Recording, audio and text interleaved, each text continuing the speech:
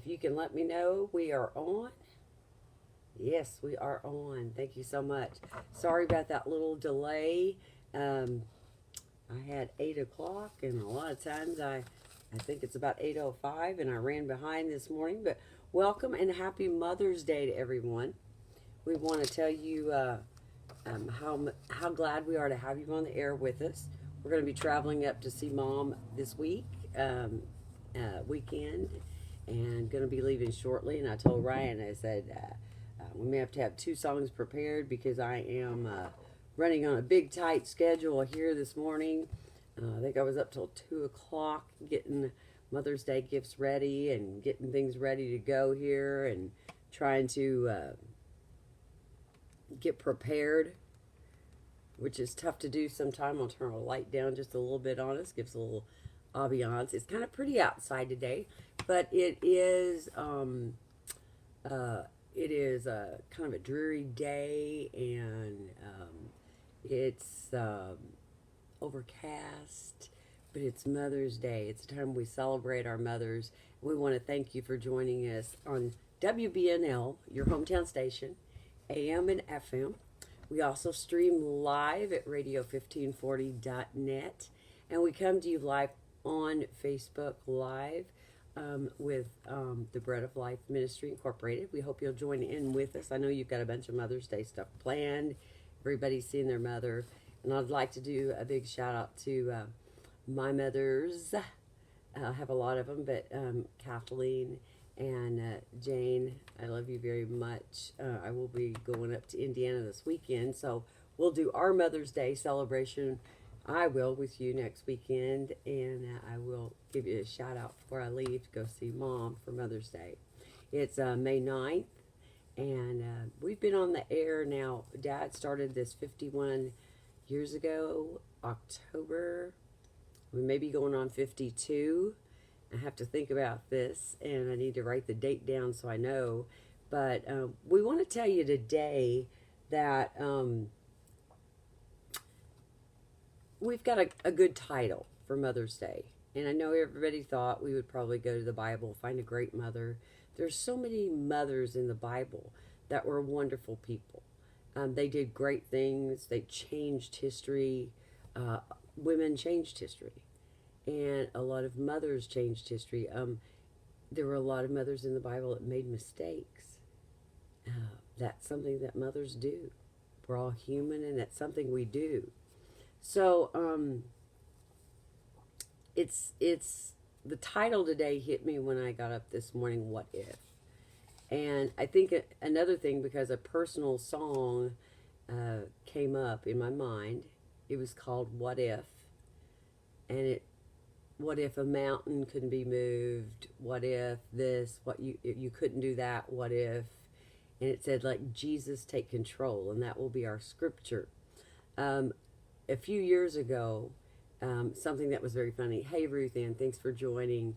One thing that was a few years ago that happened before I became a mother, Andy Smith used to say, every time I got a wild idea or something crazy, and I remember going to the Opry. Dad was booked on the Grand Ole Opry with us, and it was snowing,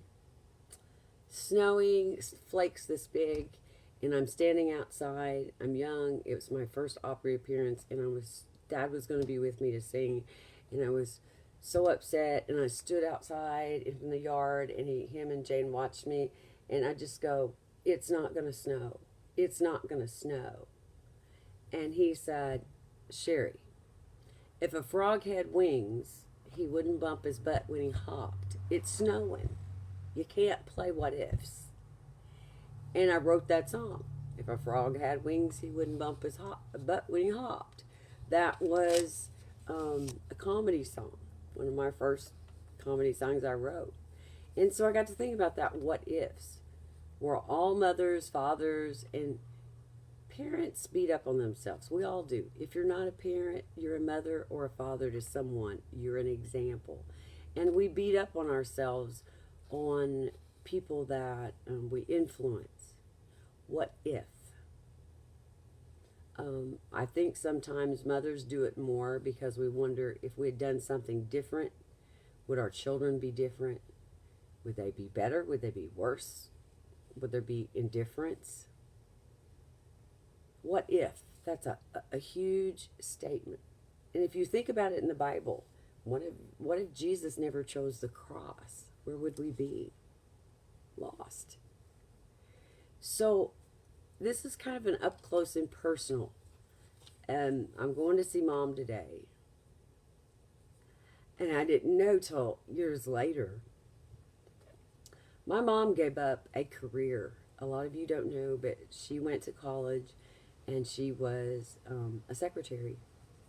She went to secretarial school, Lockyer College, and she could type 100 words a minute on a manual, and she could take shorthand dictation, and she was excellent. And her boss actually gave me my name Sherry when I was born, because my name was Cheryl Lee.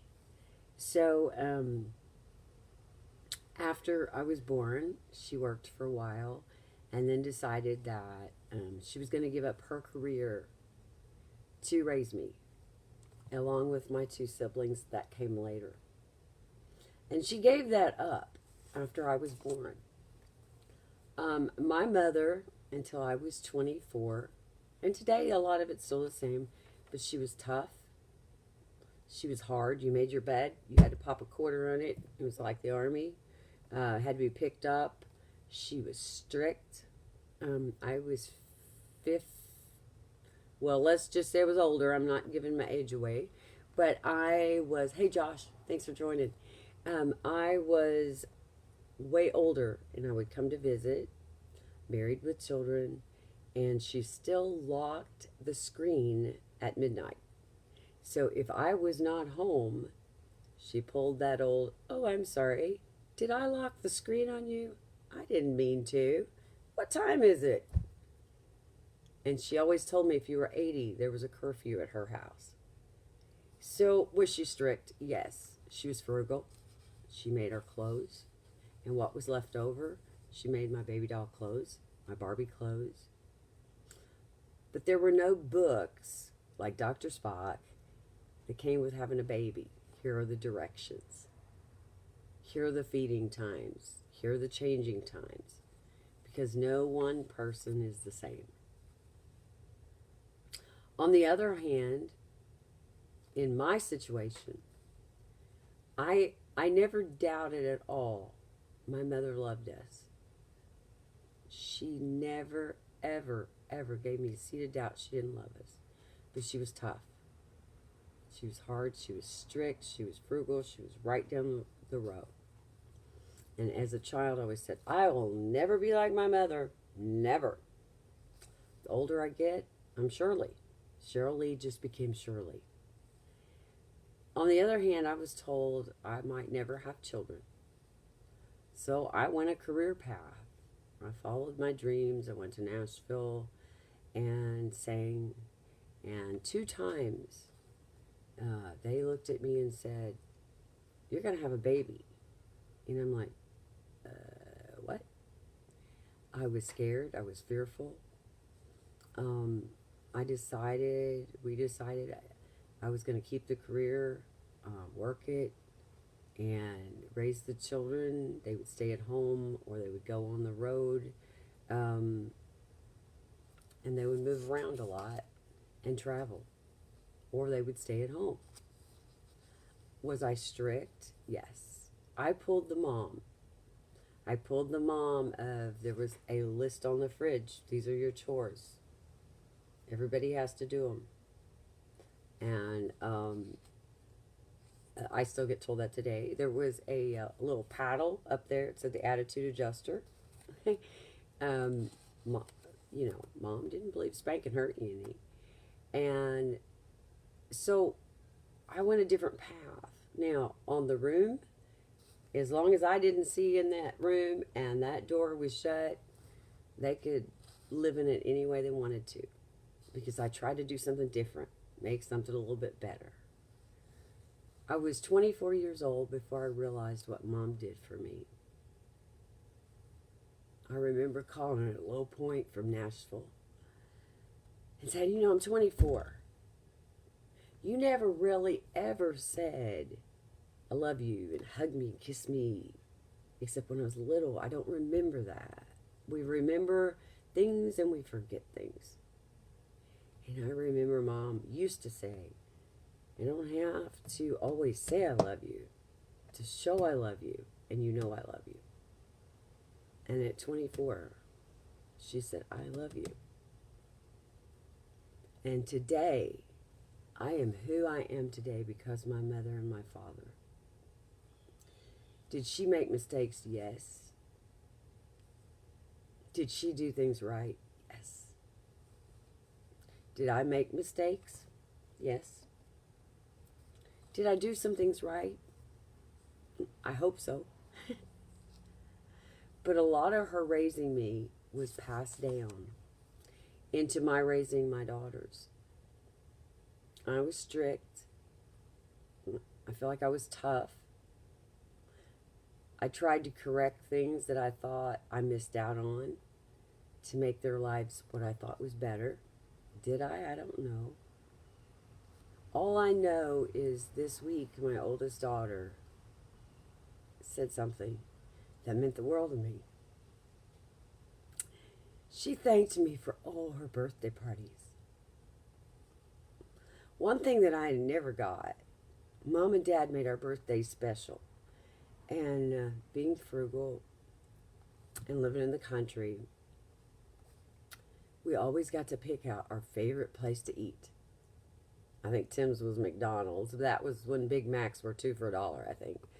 And I can't even remember. I think mine might have been Ponderosa or one of those buffet steakhouses.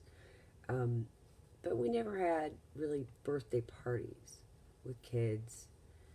And I made sure that my children had Barney, or they had camp sleepovers. The first sleepover, I think that I let one of the girls have. A mother looked at me when I invited 13 girls to my house for a sleepover, and she said, "You're nuts, I'll be back in the morning."